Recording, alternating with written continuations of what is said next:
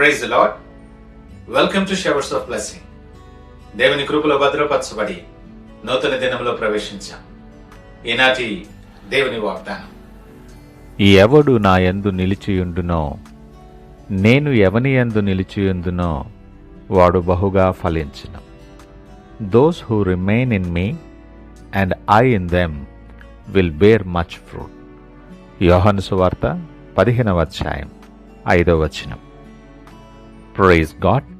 ఈ నూతన దినములో దేవుడు మీ కొరకు సిద్ధపరిచిన ప్రతి దీవెన ఆకాశపు వాకిళ్ళు విప్పి మీ మీద కృమ్మరించునుగాక.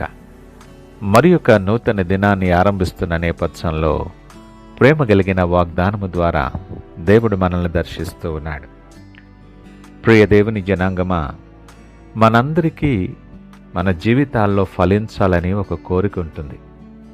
ఆత్మీయముగా ఎదగాలని, సంబంధాలలో సమాధానం, శాంతి ఉండాలని, మనం తీసుకునే ప్రతి నిర్ణయంలో జ్ఞానము కలిగి తీసుకోవాలని, మన పనిలో విజయాన్ని చూడాలని, దేవునికి అనుగుణమైనటువంటి జీవితాన్ని జీవించి స్పష్టమైన ఆలోచనలతో ముందుకు సాగిపోవాలని ఆశ ఉంటుంది.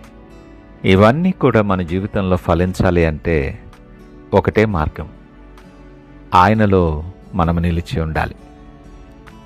క్రైస్తవ జీవితంలో శక్తి, సామర్థ్యం, దయా, కృప, నీ ఆనందం, ఇవన్నీ కూడా ఈ ఒక్క సంబంధం మీద ఆధారపడి ఉంటాయి. ఆయన అంటూ నేను ద్రాక్షవల్లిని అని మాట్లాడుతున్నాడు. ద్రాక్షవల్లి ద్వారానే కొమ్మలు జీవం, పోషణ, బలం, పునరుజ్జీవం పొందుకుంటాయి. ఇది ఒక అద్భుతమైన ఆత్మీయ సత్యం. మనలోని శక్తి మన వలన కాదు, క్రీస్తులో మనకుండే సంబంధం వల్ల కలుగుతుందని మనం గ్రహించాలి. ప్రతి కొమ్మ కూడా ఆ వల్లికి అంటుకొని ఉండాలి.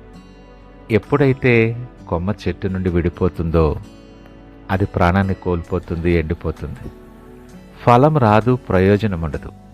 మన ఆత్మీయ జీవితం కూడా సరిగ్గా అలాగనే. క్రీస్తు లేకుండా మనం శూన్యం. నాకు వేరుగా ఉండి మీరేమీ చేయలేరనే లేఖనం మాట్లాడుతుంది. ఇది మన బలహీనతను తగ్గించడానికి కాదు సుమా, ఆయన బలాన్ని మనకు అందించటానికి. అందుకే అంటాడు, ఎవడు నాయందు నిలిచియుండునో. ఇక్కడ నిలకడ చాలా ప్రాముఖ్యమైనటువంటిది. నిరంతరమైనటువంటి సంబంధం ఉండాలి, రోజుకొకసారి కాకుండా. ప్రతిరోజు, ప్రతి నిమిషం మన హృదయం యేసయ్యతో కలిసి ఉండాలి. అది నిరంతరమైనటువంటి సంబంధం.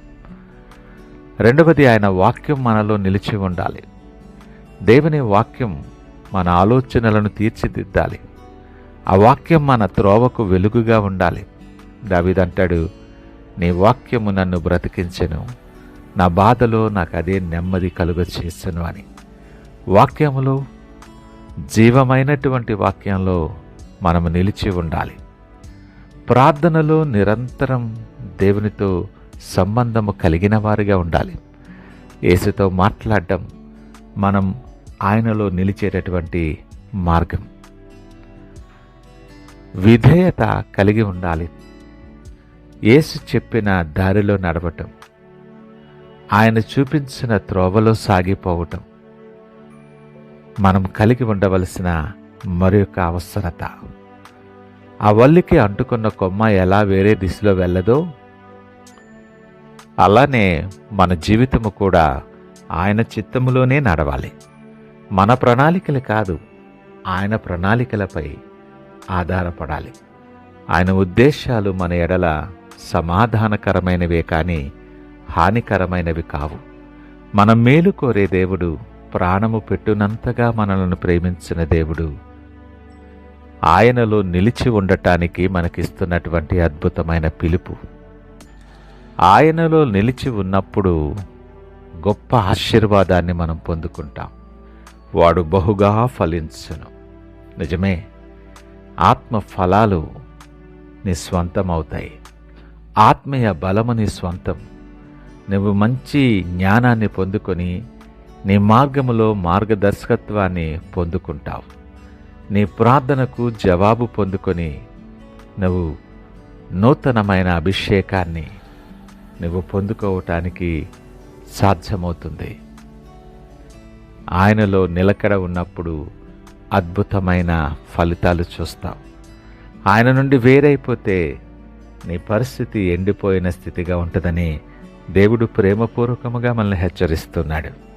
ఈ నూతన దినాన్ని ఆరంభిస్తున్న నేపథ్యంలో ఆయన మనతో మాట్లాడుతూ సూటిగా ఈ మాట చెప్తున్నాడు, నా యందు నిలిచి ఉండు, నువ్వు బహుగా ఫలిస్తావు.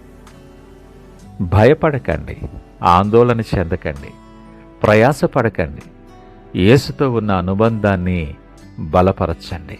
ఆయనలో నిలిచి ఉన్నప్పుడు నీవు బహుగా ఫలిస్తావు. అతడు మీ జీవితం మీద తన శక్తిని, తన కృపను, తన దయను ప్రవహింపచేస్తాడు. నిన్ను ప్రేమించి మన ఆశలు పొడిగించి దేవుడిచ్చిన ఈ నూతన దినములో ఒకసారి మనం ఆలోచన చేద్దాం. ఆయనలో మనం అంట కట్టబడి ఉన్నామా? ఆయనకు వేరుగా మనం జీవిస్తూ ఉన్నామా? నీ కొరకు ప్రాణము పెట్టినటువంటి ప్రేమ అది. నీవు జీవించాలని, నువ్వు అభివృద్ధి చెందాలని, నువ్వు ఫలించాలని ఆశ కలిగి నీతో సూటిగా మాట్లాడుతున్న దేవుడు. ఆయనలో నీవు నిలిచి ఉండాలని ఆశ కలిగి నీకు ఉదయకాలం పిలుపునిస్తున్నాడు. నువ్వెవరివైనా, ఏ పరిస్థితుల మధ్యనున్నా, పరిస్థితులు కానీ, అనేక రకములైన ప్రభావాలు కానీ, వ్యక్తులు కానీ నిన్ను దారి మళ్లించకుండా నువ్వు ఆయనలో నిలిచి ఉండే విశ్వాసాన్ని పెంపొందించుకో. ఏ నూతన దినాన్ని అటువంటి గొప్ప దృక్పథముతో ఆయన వైపు చూస్తూ ప్రార్థనతో దినాన్ని ఆరంభిద్దామా? ప్రార్థించుకుందాం. పరిశుద్ధుడు, ప్రేమ నమ్మకమైన మా యేసయ్య స్తోత్రాలు. ఈ ఉదయకాలం మాతో మీరు మాట్లాడారు నాయనా, మీకు వందనాలు. అయా, మా జీవితం మీద మీ కృపను, మీ దయను ప్రవహింపచేసి నన్ను విడవకుండా నీలో నిలిచి ఉండే జీవితాన్ని మాకు అనుగ్రహించు. అనేక పరిస్థితులు, అడ్డంకులు, బలహీనతలు మమ్మల్ని కృంగదీసినప్పటికీ నీ మార్గాన్ని, నీ చేతిని విడవకుండా నీవు సిద్ధపరచిన మార్గములో నడవటానికి, మీలో నిలిచి ఉండి నీవు ఆశించిన రీతిలో బహుగా ఫలించగలిగే ధన్యత మా జీవితాల్లో అనుగ్రహించమని సకల మహిమ, ఘనత, ప్రభావాలు మీకే ఆరోపిస్తూ యేసు పరిశుద్ధ నామమున అడుగుచున్నాం తండ్రి. ఆమేన్. God bless you.